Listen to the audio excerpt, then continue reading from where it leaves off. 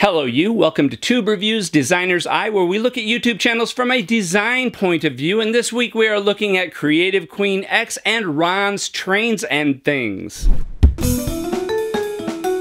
Tube Reviews is brought to you by Legion of Weirdos. I'm Christopher, your Martha Stewart of Weird, and you and I, we're the Weirdos. In this series, I offer design advice to fellow YouTubers in hopes that they can draw more viewers from their visual appeal. By the way, if you want your channel featured on Tube Reviews, let me know in the comments below. Now let's get to it. Ron's Trains and Things. Ron's channel focuses mostly on model railroading, but you can get useful stuff from his videos for other crafts and hobbies like doll houses, dioramas, and model car and airplane building. By the way, unlike a lot of other DIY channels, Ron's are filmed in good lighting with a tripod and the audio is good. How many times have you watched somebody try to assemble something one-handed while they film with their phone? Personally, I've loved model trains my whole life. I have a growing collection of Lionel and MTH type stuff, and I have my grandfather's N-scale trains, so I might be a little biased on this one. On to the design. I love the channel header photo. The channel name not only says most of what the channel is about, trains, but there's a clever play on words. Do you see it?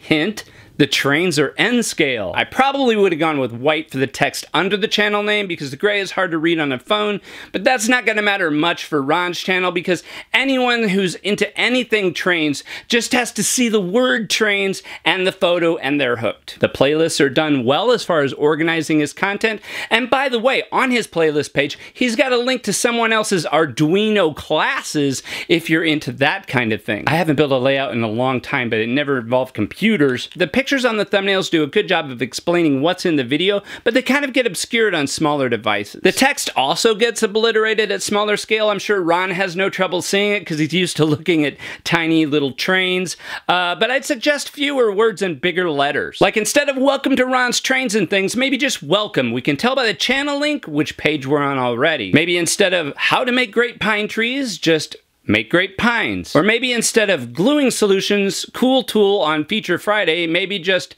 how to glue. Another advantage to less text is less green field in the background and more room for the photos. I usually leave the strategy stuff to the likes of Brian G. Johnson and Nick Nimmin, but I have to mention this one thing. Ron puts rolling credits at the end of each video that can last 20 seconds or more. The problem with this is very few people watch rolling credits, especially if they've already seen them on other videos. Using the example of this giveaway results video with a 51% watch time, that's 197.5 seconds or 3 minutes and 37.5 seconds. That almost lines up with where the contest winner was announced, by the way. But 51% is a pretty decent retention. Assuming the audience watches to the same point in the video without the end credits, which on this video are about 18 seconds, that boosts the retention to 53.5%. Over the whole video library, this can make a big difference on the algorithm. Of course, I'm going to link Ron's Trains and Things on the end screen of this video and in the description if you'd like to check him out. On to CreativeQueen X. CreativeQueen shows you how to make crafts and decor and other DIY stuff, and the projects are things you could actually do, unlike so many other Pinterest-inspired channels. She's recently posted a couple of Halloween makeup tutorials, so you might want to check that out before the end of the month. On to the design. I love the header image. It tells the story of the channel well, and the fact that it says for kids and adults is helpful too. There are great facial expressions on the thumbnails that feature faces. As for the rest of the message on the header, I think I'd probably change the vertical slashes to dots or something, because to me they're a little confusing. And the as so much more and live to inspire parts are almost impossible to read on a phone, especially with my old man eyes. I'd probably ditch both those statements and make the channel name a little bit bigger and bolder so it's easier to read. Also, it'd be helpful if there was an upload schedule on the header. And faces sell videos. I'm just learning this myself, so I'd like to see the selfie on the channel icon be a little bit more drawn into the face. As for the layout, I'd say it's time to make some playlists. I know there are very few videos on the channel so far, but they really help to organize things and they really help you get found by the search algorithm. As for the thumbnails, you want to make sure your thumbnails can be seen on a tiny screen. On this latest video, I'd lose the mosaic and show just the one picture really large. Also, you want to make sure the text shows up well contrasted, and on this channel, I'd like to see more face close-ups in the thumbnails.